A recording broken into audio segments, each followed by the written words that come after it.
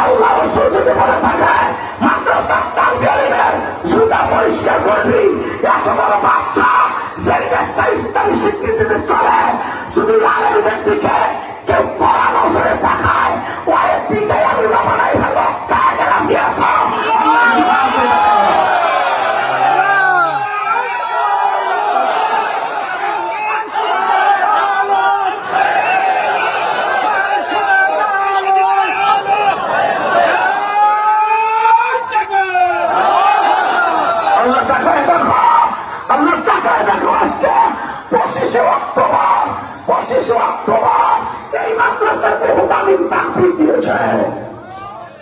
আল্লাহ মাদ্রাসাকে কবুল করো।